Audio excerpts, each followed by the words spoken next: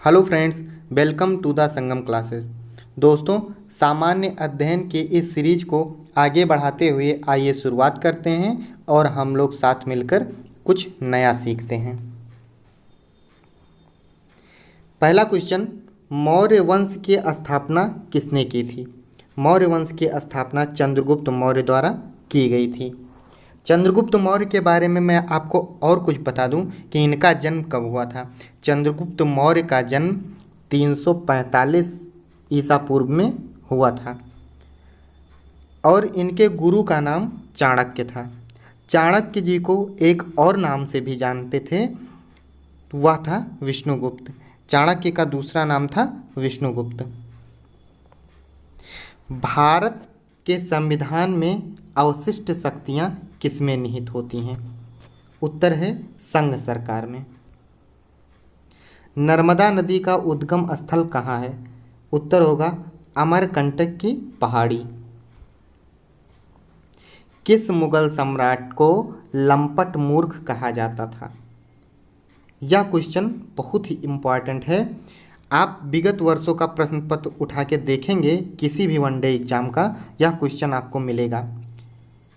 इसका उत्तर है जहांदार शाह। जहांदार शाह को लंपट मूर्ख के नाम से जाना जाता था और इसका शासनकाल था 1712 ईस्वी से 1713 ईस्वी। आगे क्वेश्चन देखते हैं, महात्मा गांधी को राष्ट्रपिता सर्वप्रथम किसने कहा? उत्तर होगा सुभाष चंद्र बोस। सुभाष चंद्र बोस जी ने महात्मा गांधी को सर्वप्रथम राष्ट्रपिता के नाम से संबोधित किया था। ताइवान देश का पुराना नाम क्या था? ताइवान देश का पुराना नाम फार्मोसा था। सर्वाधिक विद्युत चालकता वाला तत्व कौन सा है? आपको यह बताना है कि जिस तत्व में सर्वाधिक चालकता होती है वह कौन सा तत्व है? वह सिल्वर है। सिल्वर को हम लोग चांदी भी कहते हैं। दक्षिण भारत की नदियों में सबसे लंबी नदी कौन सी है? आपका उत्तर होगा गोदावरी नदी। गोदावरी नदी दक्षिण भारत की नदियों में सबसे लंबी नदी है। इस नदी को बूढ़ी गंगा के नाम से भी जाना जाता है। आपको मैं यह बताता चलूँ कि गोदावरी नदी का उद्गम स्थल त्र्यंबकेश्वर से हुआ है। लोगों का यह मानना है कि त्र्यंबकेश्वर के बाद और नासिक के पहले चक्रतीर्थ नाम का एक कुंड है, यहीं से गोदावरी नदी निकलती है।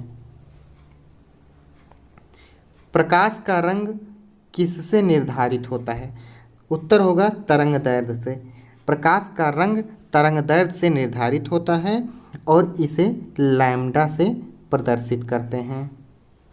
संविधान के किस भाग को भारत का मैग्ना कार्टा कहा जाता है? यह भी क्वेश्चन इम्पॉर्टेंट है। तो आपका उत्तर होगा भाग 3। संविधान के भाग 3 को भारत का मैग्ना कार्टा कहा जाता है। लोनार झील कहाँ स्थित है? लोनार झील महाराष्ट्र में स्थित है। आगे देखते हैं, कौन सी नदी भ्रंश घाटी से होकर प्रवाहित होती है? आपका उत्तर होगा नर्मदा एवं तापी नदियाँ। मानव ने सर्वप्रथम किस फसल का उपयोग किया? आपका उत्तर होगा जौ। सिंधु घाटी सभ्यता किस काल की सभ्यता मानी जाती है? आपका उत्तर होगा कांस्य काल की सभ्यता। सिंधु घाटी सभ्यता कांस्य काल की सभ्यता मानी जाती है। रामकृष्ण मिशन की स्थापना किसने की थी? उत्तर है स्वामी विवेकानंद जी द्वारा रामकृष्ण मिशन की स्थापना की गई थी। भारतीय मानक समय आधारित है। उत्तर है 28 डिग्री 23 मिनट पूर्वी देशांतर पर आधारित है। कौन सा राज्य भारत में सबसे पूर्वी भाग में स्थित है? आपका उत्तर है अरुणाचल प्रदेश। भारत का कौन सा राज्य चाय उत्पादन के लिए जाना जाता है? आपका उत्तर है असम। इसी क्वेश्चन को यदि इस प्रकार पूछा जाए कि भारत का कौन सा राज्य है जो कॉफ़ी, चाय की जगह पे अगर कॉफ़ी लिखा हो कॉफ़ी उत्पादन के लिए जाना जाता है? तो आपका उत्तर होगा कर्नाटक।